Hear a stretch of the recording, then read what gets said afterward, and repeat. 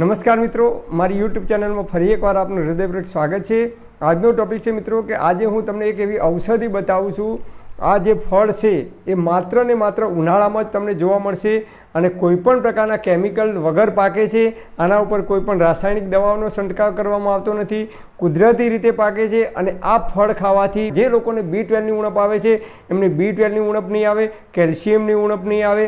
જે લોકોને શુક્રાણુ ધાતુની ઉણપ આવે છે અને એના કારણે સંતાનો પેદા કરવાની અંદર તકલીફ પડે છે એવા દંપતી પણ આનો ઉપયોગ કરી શકે છે। અનેક પ્રકારના ખનિજ તત્વોથી ભરપૂર છે, પણ આ ફળ છે એ દિવસે ને દિવસે બજારમાં લુપ્ત થતું જાય છે। આ સેતુનું ફળ છે જે સેતુના ઝાડ ઉપર આવે છે, એની સાથે બીજા 3 ફળ આપણે ખાવાના છે અને એ નિયમિત તમે જો રેગ્યુલર આ ફળ ખાવાનું રાખશો ગ્રીષ્મ ઋતુ દરમિયાન, એટલે કે ઉનાળાની ઋતુ દરમિયાન મુઠ્ઠીભર જ ખાવાના છે, રાત્રે ખાવાના નથી, માત્ર દિવસે જ ખાવાના છે।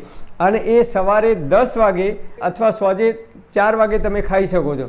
જે લોકોને પગમાં નસ પકડાય છે, અશક્તિ આવે છે શરીરની અંદર, જે દંપતીને બાળકો સંતતિ પેદા કરવામાં અવરોધરૂપ છે, શુક્રાણુની કમી આવે છે, એ શુક્રાણુની કમી આ 4 ફળ તમે ખાશો તો એની અંદરથી અદ્ભુત પરિણામ મળે છે। જે લોકોને શરીરમાં કળતર થાય છે, અશક્તિ આવે છે, એ તમામ પ્રકારની બીમારીઓની અંદર અદ્ભુત પરિણામ આપે છે।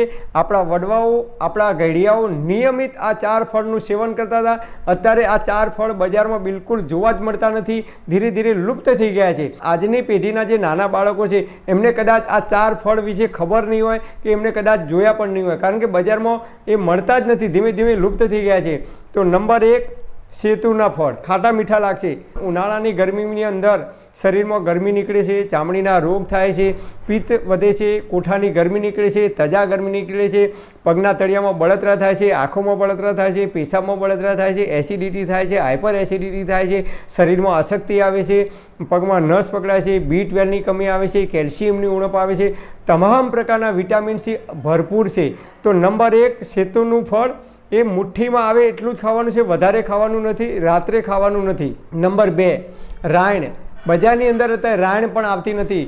ગામડામાં રાયણો હોય, રાયણનું જે મોટું વૃક્ષ આવે છે એના ઉપર રાયણ જોવા મળે છે, પીળા કલરની રાયણ આવે છે। તો રાયણ તમારે મુઠ્ઠી ભરીને ખાવાની છે। આ 4 ફળ એક સાથે ખાવાના નથી। એક દિવસ રાયણ ખાવાની તો એક દિવસ સેતુનું ખાવાનું, એ રીતે વારાફરતી ખાવાના છે, એક સાથે બધા ફળ ખાવાના નથી। અને રાત્રે કોઈ આ ફળ ખાવાના નથી। તો રાયણ પણ તમારે મુઠ્ઠીમાં આવે એટલી મુઠ્ઠી ભરીને જ ખાવાની છે, વધારે ખાવાની નથી અને રાત્રે ખાવાની નથી, નહીં તો એ પચવામાં ભારે છે, તો પેટમાં અપચો, અજીર્ણ અને કબજિયાત કરી શકે છે જો વધારે ખાવામાં આવે તો। અને એ ગરમીને શાંત કરનારું ફળ છે। ત્રીજા નંબરમાં છે ગોરસ આંબલી।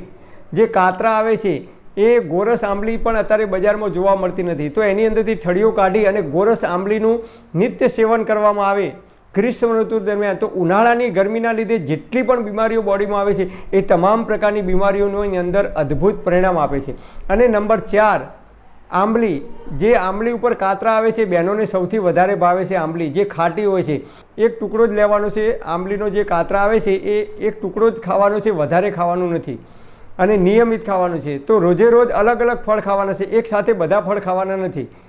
આજે આંબલી ખાધી તો બીજા દિવસે ગોરસ આંબલી ખાઈ શકો, ત્રીજા દિવસે રાયણનો ઉપયોગ કરી શકો, ચોથા દિવસે સેતુના ફળ, એમ તમે રોજ અલગ અલગ ફળ ખાઈ શકો છો। મુઠ્ઠીમાં આવે એટલા વધારે ખાવાના નથી। તમને વધારે ખાટી લાગતી હોય તો એની ચટણી બનાવીને તમે ખાઈ શકો છો।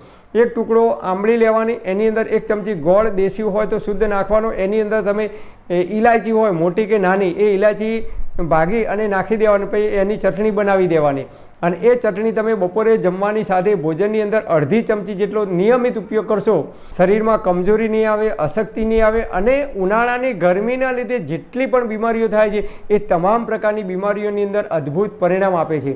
તો આ 4 ફળ દિવસે ને દિવસે લુપ્ત થતા જાય છે, બજારમાં જોવા જ મળતા નથી। અત્યારે જે નાના બાળકો છે એમને કદાચ ખબર પણ નહીં હોય કે એમને કદાચ જોયા પણ નહીં હોય। અને આપણા બાપ દાદાઓ, વડવાઓ નિયમિત આ 4 ફળનું સેવન કરતા હતા જ્યારે ઉનાળાની ઋતુ આવતી હતી ત્યારે।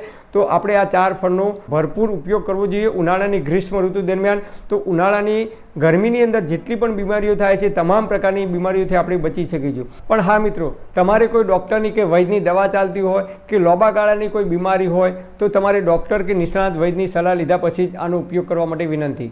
પરમપિતા પરમાત્મા આપ સર્વેને તંદુરસ્ત અને નિરોગી રાખે એવી હૃદયપૂર્વક મારી પ્રાર્થના। Thanks for watching my video. Thank you.